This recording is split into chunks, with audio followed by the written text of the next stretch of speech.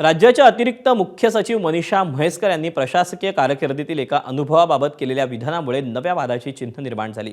2023 मध्ये स्थापन झालेल्या शिंदे फडणवीस अजित पवार सरकारच्या काळात म्हैसकर यांना कामकाजात डावलण्यात आल्याचा आरोप त्यांनी केला।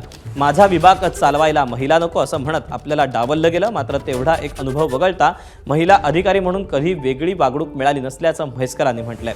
दिल्लीत महिला प्रशासकीय अधिकाऱ्यांचं अखिल भारतीय मराठी साहित्य संमेलन हे आयोजित करण्यात आले। या निमित्तानं प्रकाशित झालेल्या स्मरणिकेत म्हैसकरांची मुलाखत प्रसिद्ध झाली। त्यामुळे म्हैसकरांचा रोख नेमका कोणत्या मंत्री आणि अधिकाऱ्यांकडे आहेत याविषयी जोरदार तर्कवितर्क सुरू आहेत। मात्र यामुळे प्रशासकीय क्षेत्रातील महिलांचा सहभाग आणि निर्णय प्रक्रियेतील स्थान याबाबत पुन्हा चर्चा सुरू झाली आहे।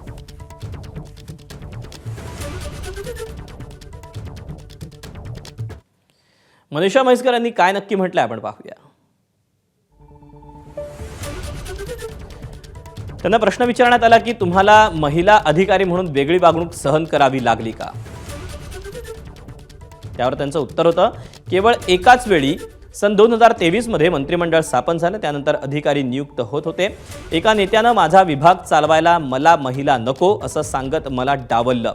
काय बोलायचं, तेवढा एक अनुभव वगळता कधीही वेगळा अनुभव आला नाही।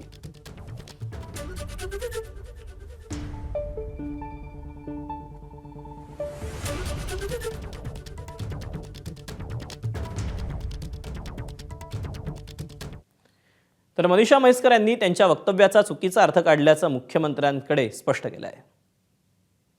ज्या आमच्या महिला सहकारी ज्या राजकारणात काम करतात, ज्या आमच्या अधिकारी प्रशासनात काम करतात, त्या मल्टीटास्किंग करत असतात। पण मनीषा म्हैसकरांनी मला स्वतः हे सांगितलं की माझं वाक्य आउट ऑफ कॉन्टेक्स्ट हे त्या ठिकाणी वापरण्यात आलेलं आहे आणि त्यांनी उलट त्याच्यामध्ये असं म्हटलेलं आहे, इतक्या वर्षाच्या सेवेमध्ये महाराष्ट्रामध्ये कधीही मला अशा पद्धतीच्या भेदभावाला समोर जावं लागलं नाही। दरम्यान यावरून राजकीय नेत्यांच्या विविध प्रतिक्रिया आल्या, त्याही पाहूया। मनीषा म्हैसकरने इतक्या नंतर आपला खुलासा करणं हे सरकारी अधिकारी म्हणून योग्य नाहीये। एखाद्या मंत्रालयामध्ये कोण सचिव असावा कोण नसावा हा मंत्र्याचा अधिकार असतो। म्हणून आता जरी मंत्रालयात पाहिलं तर बहुतेक महिला या मंत्रालयात काम करतात, म्हणून एखाद्या महिलावर अन्याय करण्यासाठी हे वक्तव्य केलं असं म्हणणं सुद्धा गैर आहे।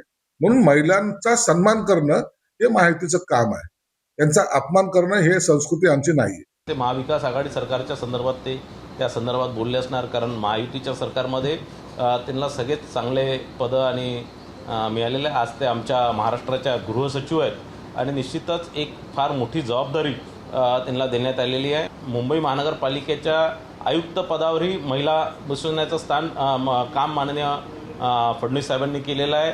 तसंच महाराष्ट्राच्या पहिल्या महिला डीजी रश्मी शुक्लांनाही त्या जागेवर बसवण्याचं काम माननीय फडणवीस साहेबांनी केलेलं आहे। महिलांना या महाराष्ट्रामध्ये अग्रस्थानी ठेवण्याचं काम फडणवीस साहेब सातत्याने करत आहेत। मला मनीषाताईंना विनंती करायची की एखादा व्यक्ती बोलला असेल तर निश्चितपणे तपास करून त्याबद्दल कारवाई केली जाईल, त्याबद्दल देवेंद्रजी निश्चितपणे लक्ष घालतील। परंतु महिलांबद्दल मतभेद करणं किंवा महिलांचा द्वेष करणं हे भारतीय जनता पार्टी किंवा महायुती सरकारचं कधीही धोरण नव्हतं। उलट महिलांना सन्मानानं स्थान देण्याचं काम हे देवेंद्रजी फडणवीसांनी केलं। पंतप्रधान नरेंद्र मोदीजी आता लोकसभेमध्ये आणि विधानसभेमध्ये 33% महिला आरक्षण मिळावं यासाठी प्रयत्नशील आहेत। त्यामुळे नारी शक्तीला वंदन करणं हेच आमचं धोरण आहे। एबीपी माझा, उघडा डोळे बघा नीट।